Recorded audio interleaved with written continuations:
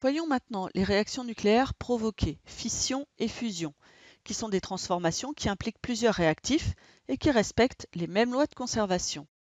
La fission nucléaire est une transformation au cours de laquelle un noyau de numéro atomique élevé, que l'on appelle encore un noyau lourd ou noyau fissile, se scinde en deux noyaux plus légers sous l'impact d'un neutron.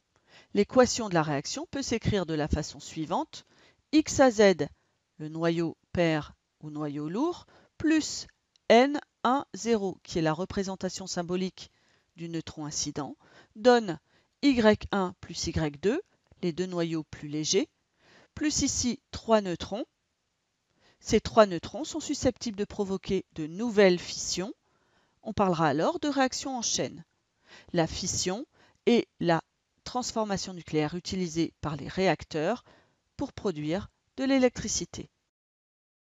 La fusion nucléaire est une réaction qui se fait à partir de deux noyaux légers et qui conduit à un noyau plus lourd et éventuellement à la production d'une particule.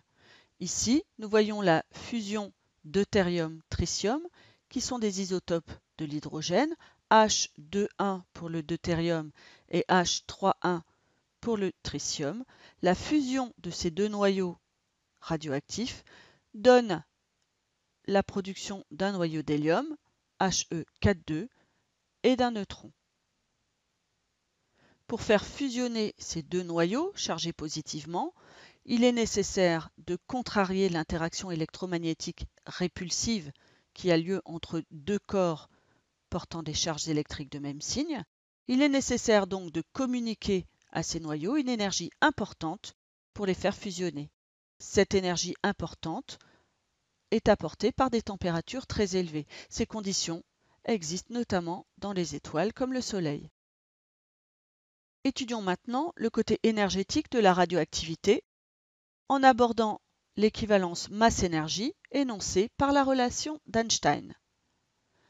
Toute particule de masse m au repos possède, d'après Einstein, une énergie de masse, notée grand E, telle que E est égale à m fois c au carré, dans laquelle E est une énergie exprimée en joules, m la masse de la particule en kilogrammes et c la célérité de la lumière dans l'air ou dans le vide, 3,00 10 puissance 8 mètres par seconde.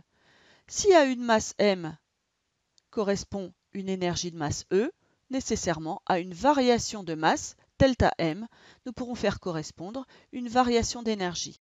Cette variation d'énergie s'exprimera donc de la façon suivante: delta E sera égal à delta m fois c carré. Expérimentalement, on a pu constater que la masse du noyau d'un atome était inférieure à la somme des masses des nucléons qui le constituaient. Si l'on fait la différence entre la masse de ce noyau et la masse de ses constituants, on obtient une variation de masse négative. On parle de défaut de masse du noyau.